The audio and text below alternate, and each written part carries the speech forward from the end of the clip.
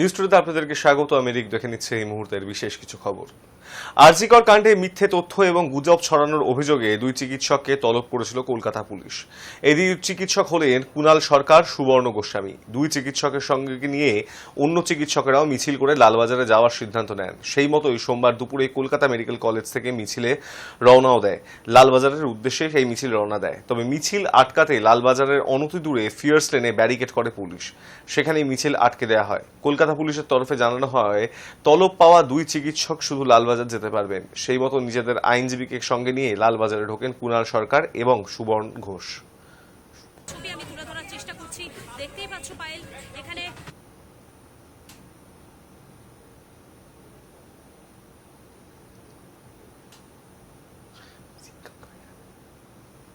আমরা দুঃখিত, আমাদের মধ্যেও রাগ আছে, বিক্ষোভ আছে, কিন্তু সবকিছু পেরিয়ে আমাদের মনে রাখতে হবে আমরা ডাক্তার।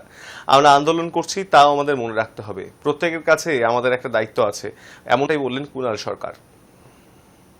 আজকে আমাদের ডেকেছে কি ডাকেনি তার থেকে আরো অনেক বড় প্রশ্ন হলো যে এখনো আমাদের মনের মধ্যে দিয়ে সেই গ্লানি, সেই ব্যথা যায়নি যে আমরা একটা মেডিকেল কলেজের মধ্যে একজন 31 বছরের ডাক্তারকে অসহায় আমাদের হারাতে হয়েছে। আমরা এখনো চাইছি যে আমরা দুঃখিত, আমাদের মধ্যে রাগ আছে, আমাদের মধ্যে বিক্ষোভ আছে, কিন্তু সবকিছু পেরিয়ে মনে রাখতে হবে যে আমরা doctor. We are angry, we are responsible.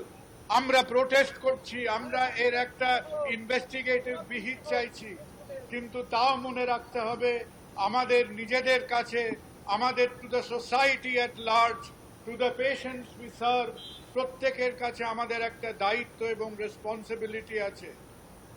যতক্ষণ আমাদের দেশে সরকার আছে, যতক্ষণ আমাদের দেশের পুলিশ এবং আইন শৃঙ্খলা আছে, আমরা প্রত্যেকের কাছে, আপনারা যারা মানুষের কাছে, শহরের কাছে, সমাজের কাছে আপনারাও দায়িত্ববদ্ধ যে আপনারা আমাদের সমাজকে, শহরকে, জীবনকে, হাসপাতালকে, স্বাস্থ্য ব্যবস্থাকে আপনারা একটা স্বচ্ছভাবে, অ্যাকাউন্টেবল ভাবে চালাচ্ছেন। গত 7 দিন, 8 দিন, 10 দিনের যে গ্লানি এবং যে ব্যর্থতা, সেটা আমরা ভুলে যেতে পারি না। আমাদের ডাক্তারদের একসঙ্গে আসতে হবে, আমাদের মনের কথাগুলো আমাদের বলতে হবে। যেখানে আমাদের পারস্পরিক সমালোচনা, সেটা আমাদের শুনতে হবে। এটা একতরফা বলে যাবার সময় নয়, এটা শোনার এবং বলার সময়। এবং সেখানে যেখানে আজকে ডাক্তাররা এমন একটা স্পর্শকাতর সময় এসে দাঁড়িয়েছেন, সেখানে অবশ্যই আমরা বিস্মিত যে কোথায় আমরা নিজেদের মধ্যে ক্ষতগুলো, ঘাগুলোকে সারিয়ে নিয়ে ভরাট করে আজকে মানুষের পাশে দাঁড়াবো। এই যে মাটিটার উপরে দাঁড়িয়ে কথা বলছি, এই মাটিটা একদিন মাসে 50 টাকা বেতনে আমাকে পড়িয়েছে। এই যে মাটিটার উপরে দাঁড়িয়ে কথা বলছি, আমাকে মাসে 35 টাকা না 50 টাকা বেতন দিতে হতো, এবং 4.5 বছর পরে সে এক টুকরো সোনা হাতে দিয়ে আমাকে এখান থেকে বিদায় দিয়েছিল। আজকে আমাদের এই প্রতিষ্ঠানের কাছে, রাজ্যের মানুষের কাছে, সাধারণ মানুষের যে কষ্টের পয়সার ওপর আমরা পড়াশোনা করেছি, তাদের কাছে আমাদের একটা ঋণ আছে। এবং আমরা যতই আমাদের মধ্যে রাগ, বিক্ষোভ আমাদের হাতে যদি আমরা লিখতে বসি যে আজকেও যারা কাজ করছেন, আমি 40 বছর আগে কাজ করেছি, আজকে 40 বছর পরেও যারা কাজ করছেন, তাদের অনেক অনেক অনেক অনেক অসুবিধে, অনেক অনেক প্রবঞ্চনা মাথায় নিয়ে তাদের কাজ করছে। আজকেও ডাক্তাররা খেটে যাচ্ছে, আজকেও আমাদের সরকারি হাসপাতালে তাদের জীবনটাকে রিস্ক করে আজকে আমাদের ছোট ছোট ছেলে মেয়েরা তারা সার্ভিস দিচ্ছে। আজকে সবাইকে অনুরোধ করব যে আজকে ধূর্ততার সময় নয়। কিভাবে আমরা 2 জন, 4 জন, 5 জন ডাক্তারকে বিভিন্ন একেবারে ইররেলেভেন্ট ক্লজ দিয়ে আমরা তাদের খুঁচাবো, আজকে তার সময় নয়। একটা ঘা যত গভীর হবে, সেই ঘাটাকে ভরাট করতে, সারতে আরো বেশি সময় লাগবে। আজকে ইনভেস্টিগেশন চলুক, এবং একজন মানুষ হিসেবে জোর হাতে আজকে গভর্নমেন্টের কাছে অনুরোধ করব, আপনারা ডাক্তারদের সঙ্গে, ডাক্তারদের সংগঠনের সঙ্গে এবং কোন রকম ভেদাভেদ না করে প্রত্যেকটি সরকারি হাসপাতালে দেখুন যে আমাদের ছেলে মেয়েরা কত সমস্যা, কত ঝুঁকি মাথায় করে আজকে ঘন্টার পর ঘন্টা, দিনের পর দিন, মাসের পর মাস এখানে তারা সার্ভিস দিয়ে যাচ্ছে। আরজিকর হাসপাতালের নারকীয় ঘটনার প্রতিবাদে পথে নামলেন কলকাতা হাইকোর্টের আইনজীবীরা। কলকাতা হাইকোর্ট চত্বরে মিছিল শুরু করেন আইনজীবীরা। সোমবার সকালবেলায় কালো রোপ পরে হাতে পোস্টার নিয়ে মিছিল শুরু করেন হাইকোর্টের আইনজীবীরা। মিছিল থেকেই স্লোগান ওঠে উই ওয়ান্ট জাস্টিস। মিছিলে যোগ দেন রাজ্যের প্রাক্তন দুই অ্যাডভোকেট জেনারেল জয়ন্ত মিত্র এবং সৌমেন্দ্রনাথ মুখোপাধ্যায়।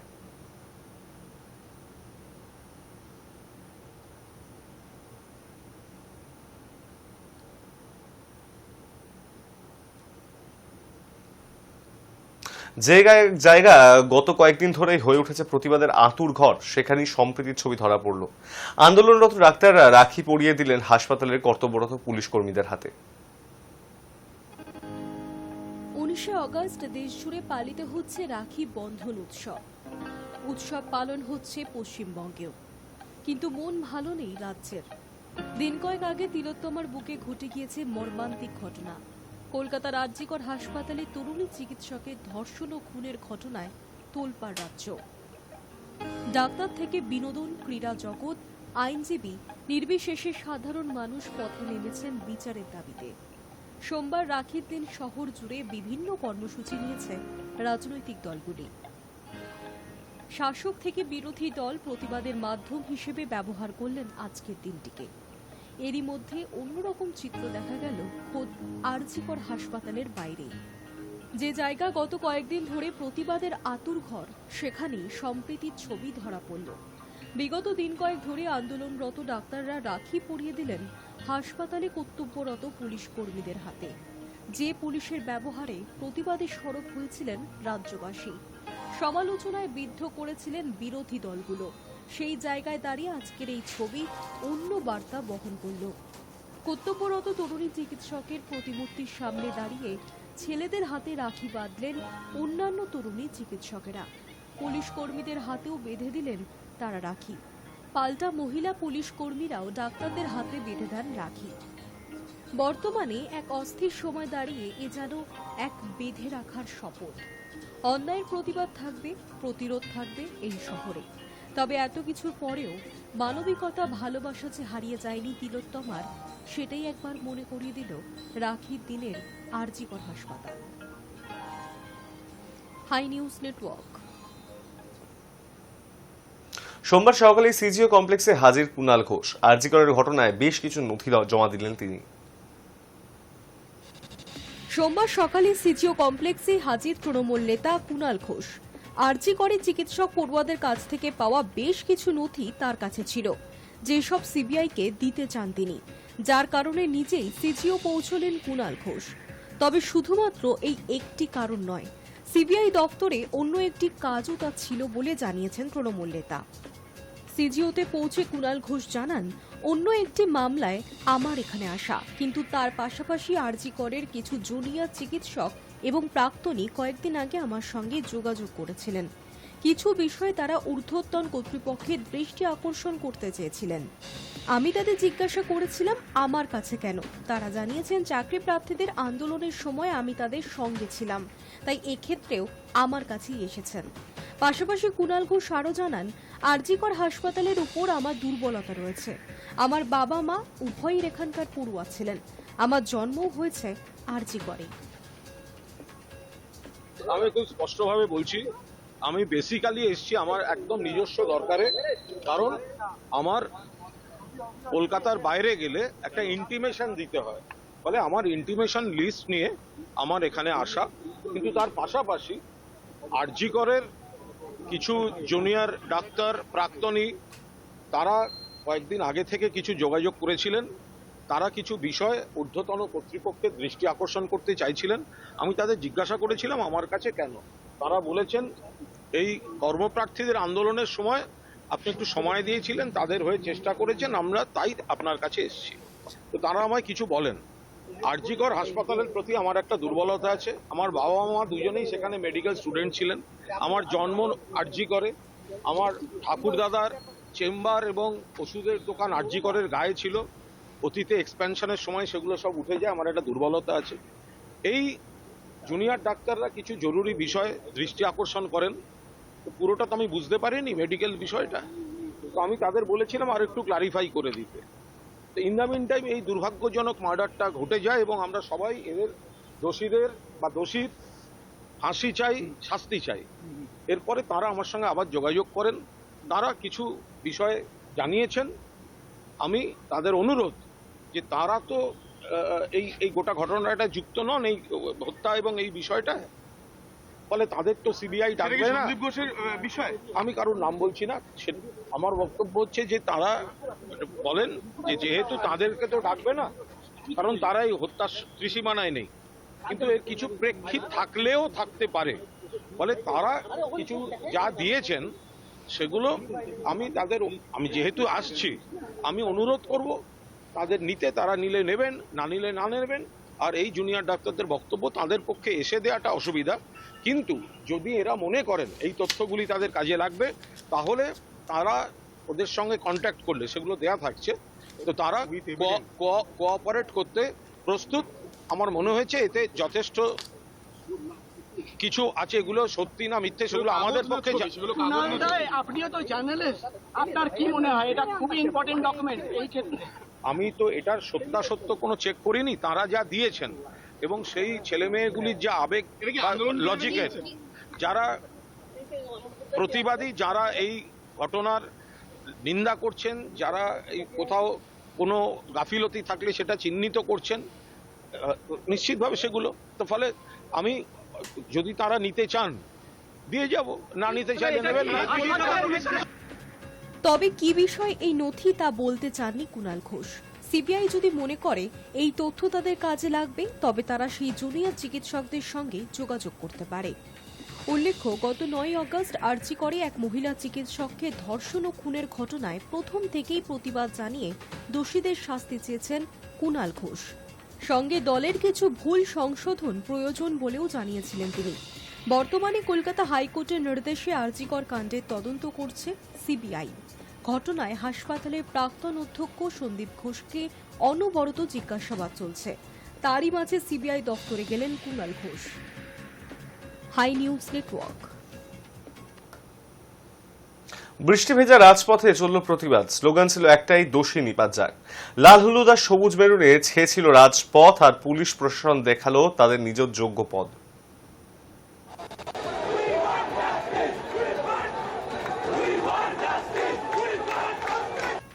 রবিবার রণক্ষেত্র পরিস্থিতি হয়ে দাঁড়িয়েছিল যুব ভারতীর বাইরের চত্বর।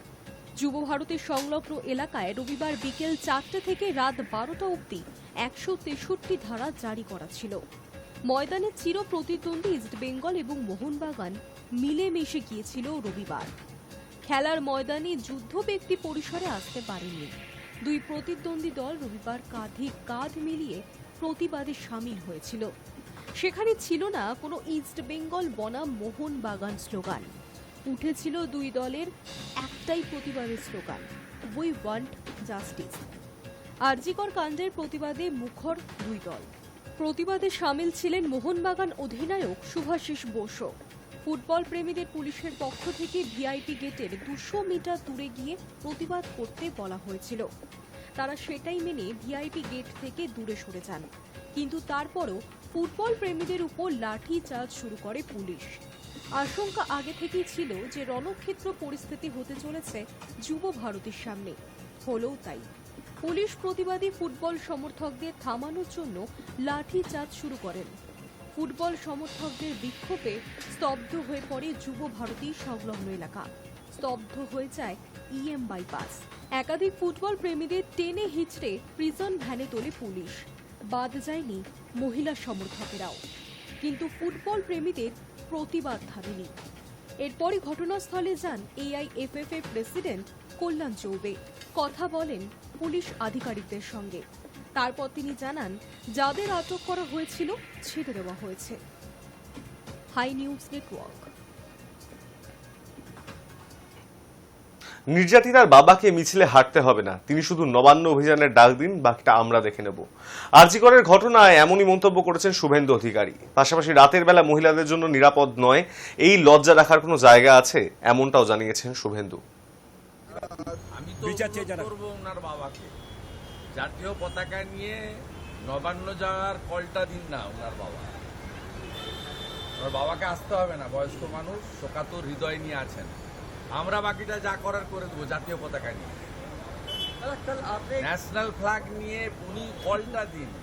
আমাদের পলিটিক্যাল সীমাবদ্ধতা আছে, আমরা কল দিতে পারছি না, বা সামগ্রিকভাবে রাজনৈতিক দল নিজের মত প্রকাশ করছে, এবং এখানে বিজেপি, সিপিএম, তাদের বিভিন্ন বা অন্য রাজনৈতিক দল সংগঠন, তাদের নিজস্ব কিছু দায়বদ্ধতা আছে, বাধ্যবাধকতাও আছে। ওনার বাবা একটা কল দিক যে মুখ্যমন্ত্রী যদি 25 তারিখের মধ্যে বা 24 তারিখের মধ্যে পদত্যাগ না করেন, তাহলে আপনারা নবান্ন চলুন জাতীয় পতাকা হাতে, বাকিটা আমরা করে দেবো। আর কাউকে রাজ্য সরকার অ্যাডভাইসারি দিয়ে ডাইরেকশন দিয়ে বলছেন রাত্রিটা মহিলাদের জন্য নিরাপদ নয়। এই লজ্জা রাখার কোনো জায়গা আছে? সেখানে সংসদে, বিধানসভায় মহিলাদের আসন সংরক্ষণ বিল পাস হচ্ছে, নারী সশক্তিকরণের কথা বলা হচ্ছে। কেন্দ্র রাজ্য সরকারগুলি মহিলাদের কেন্দ্রিক জনকল্যাণমূলক কর্মসূচি ঘোষণা করছে, কার্যকর করছে। প্রধানমন্ত্রী আবাস যোজনার বাড়ি মহিলাদের নামে এগ্রিমেন্ট হচ্ছে, সেইখানে এই রাজ্য সরকার আলাপন বন্দ্যোপাধ্যায় একটা চাটুকার, তাকে দিয়ে বলছে যে রাত্রিবেলা মহিলাদের ডিউটি করার দরকার নেই। একদম সবচেয়ে বড় তো এইটা বিপন্ন পশ্চিমবঙ্গে, মহিলাদের যে রাত্রিবেলা নিরাপত্তা নেই, এটা সরকার বলছে। নবান্ন থেকে মুখ্যমন্ত্রীর সাদা হাতি পোষার মতো যাদের অ্যাডভাইসার করে রেখেছেন 3 লক্ষ টাকা করে মাসে খরচ করে, তারা বলছেন। এরপরে বলবে যে দিনের বেলাও মহিলারা বাড়ি থেকে বেরোবেন না।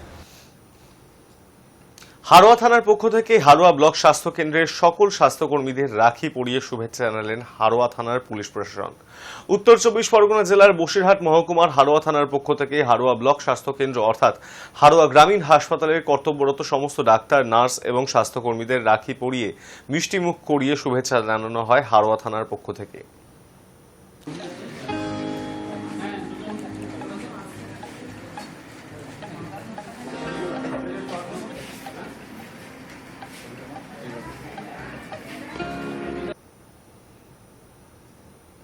আবারও কি দাম বাড়তে চলেছে আলুর? সোমবার থেকে ফের অনির্দিষ্টকালের জন্য কর্মবিরতিতে যাচ্ছেন রাজ্য প্রগতিশীল আলু ব্যবসায়ী সমিতি। আবারও কি দাম বাড়তে চলেছে আলুর?